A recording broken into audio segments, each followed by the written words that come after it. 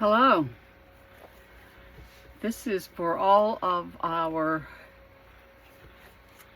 junk journal lovers and creators. This is my latest book, and it has it's fabric, and it has Monet's garden on the printed on the fabric, with a vine that is also a baby blue. This book is a book about reading and books and collecting books and reading favorite books, etc. The side spine is about 4 inches, might be a little bit more, and it has flowers up and down and some pearls in between, and then the back side is just more of the Monet's garden. So this is the book as it is, and then I need to show you the different the different layers of lace. The outside of the book has this layer of lace, and then the inside has 2 layers of lace, this being a complementary trim to the Monet's garden, and then another layer of lace. And I have it in a baby blue ribbon, and the book is about 6 by 8. The inside here is your to let people know who the book belongs to, and then I have divided it up into 5 signatures, and the signatures are 16 pages or 14 pages. And when I have added it all up and multiplied it times 2, it's over 100 pages. It's probably in the neighborhood of 143 pages, front and back. So to look at the first signature, I have used 3 basic types of paper. The first being scrapbook paper. I'm trying to use up my scrapbook paper. The second being different papers for writing and for notes.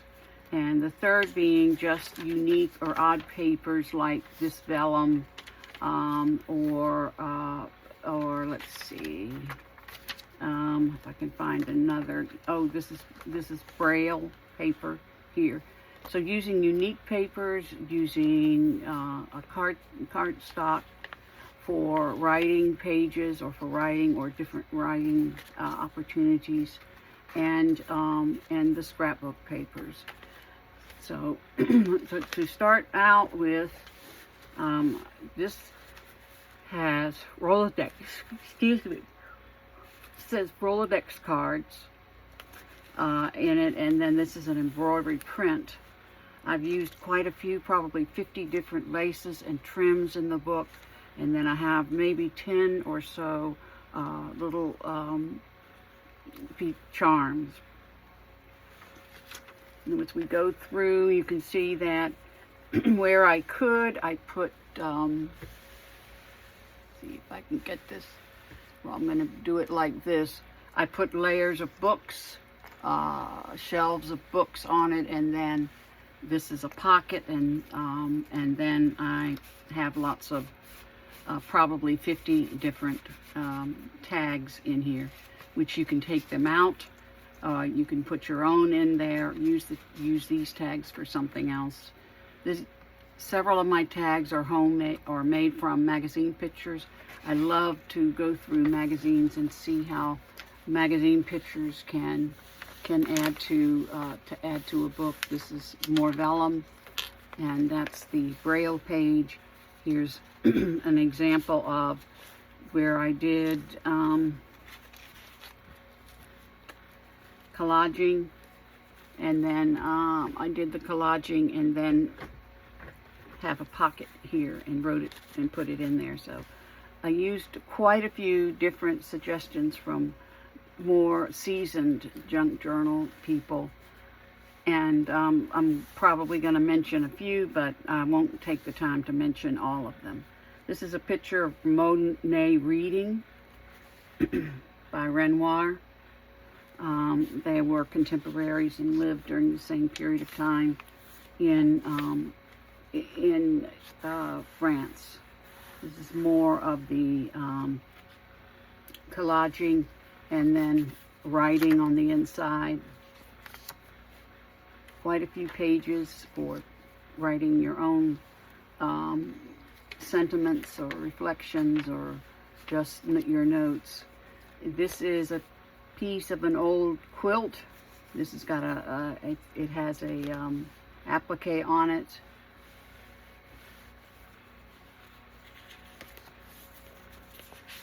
More books.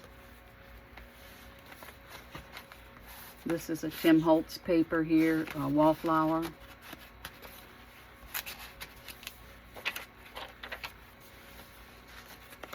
This is an interesting picture I found in a magazine.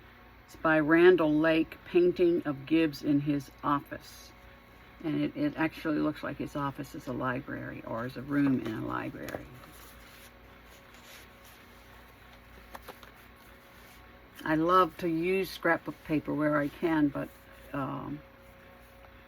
I like to have variety in the papers. This is just a little cluster here, starting the next signature. Again, more of the pages where I have a shelf of books. Let's see if you can see that.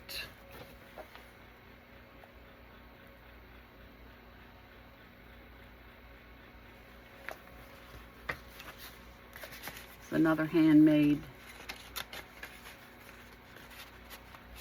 tag or picture of a barn from a magazine. And I also use a lot of digital kits from Etsy sellers, and I just really find them to be inspiring. I personally don't know how to do that, so I really use their skill and their ideas. This is a set of postcards,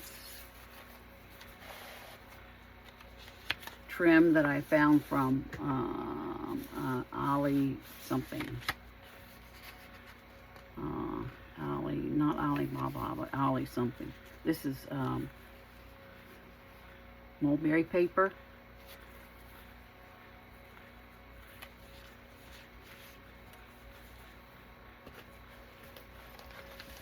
Just an example of some of the laces that I've used in trims, and picking up and using pieces of fabric and then finding complementing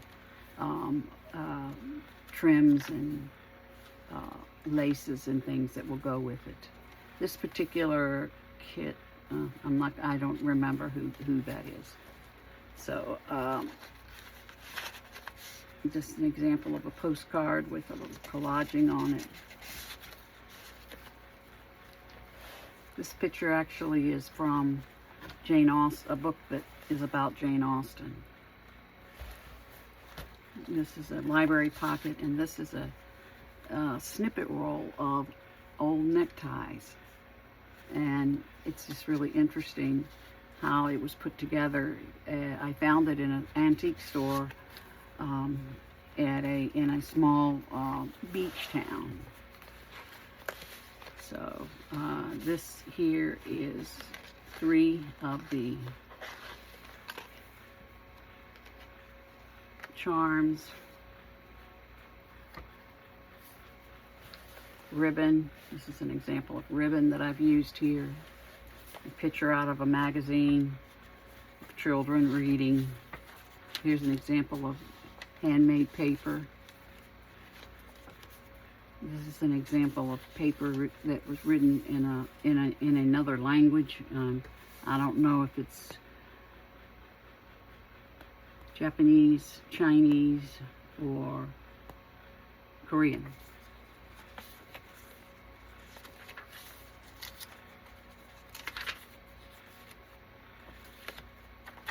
Like you can take out all of these tags and have your own, have a book. The book does open up.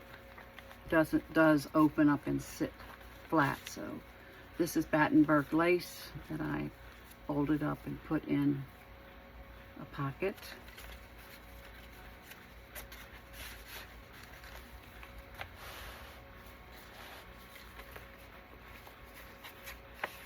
This is using a gold trim up and down. This is a silk kind of a fabric. This is a greeting card that you can, or note card that you can pull out and use. Picture of a old bookstore. This is a little book that I put together that has index cards in it. An applique.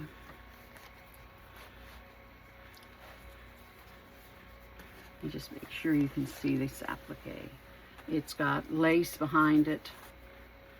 And then this is the applique that I found. It was in a long strip and had several of these on the strip. It's just fabric that people throw away. And so most everything I find comes from thrift stores. This is one of those envelopes, and I've put a like a note card in there. It's wrapped in cellophane. You can pull it out. There's an envelope with it.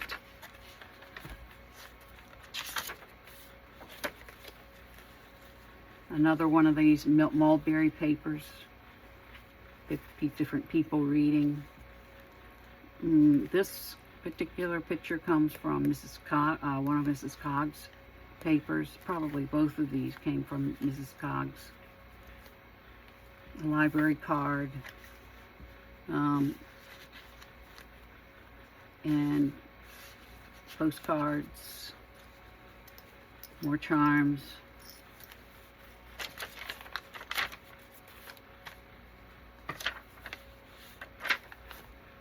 Rolodex cards wrapped in cellophane. You could pull them apart and use them.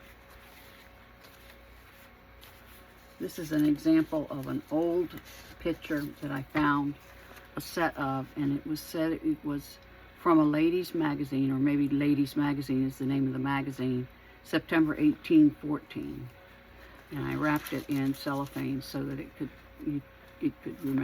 maintain its age. And this is a photograph that has been taken and used many times. I've seen it, and it's even in color, but this one is what they call sepia, or black and white, or tan and brown and white, or whatever. It's called The Reader.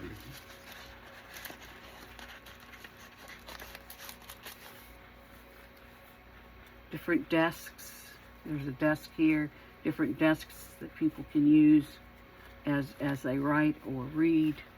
And this is a library, back when we had the Library of Congress. This is a library set of drawers that, the top one starts with an A and the bottom one probably goes to the end, or to Z. This is The Catcher in the Rye, which is an example of an early book written, and this is what we call library cards, where every every book had a card that goes with it. But we've gone digital now, so we don't see them anymore. The example of a gentleman reading at his desk. Here's an example of where, if you'd like to keep a copy of a book that you've read, and you can make copies of that, keep up with that. It's more the same. Picture of a temple, synagogue. This is more of the collaging, but this picture here is a picture of a man and a woman. They're sharing a stool, sitting in front of a fireplace, both reading. This is information about banned books. More library cards. Another one of Mrs. Cogg's books about reading. This is a piece of stationery that I converted into a little note card.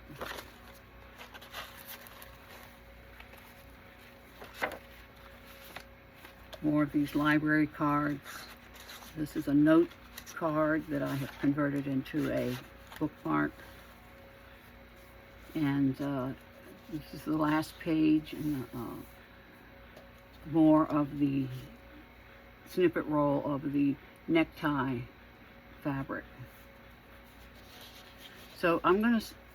This book is for sale in my store. At the very beginning of the video, I showed you that my Etsy store is called Yesterday's Stash. It's all one word, 2 S's. And this one is going to be titled Books and Reads. I thank you for coming along and watching this with me. I know you have lots of YouTubes to look at, and I appreciate your taking the time for me. I'll see you another time, the next time that I do another video. See you.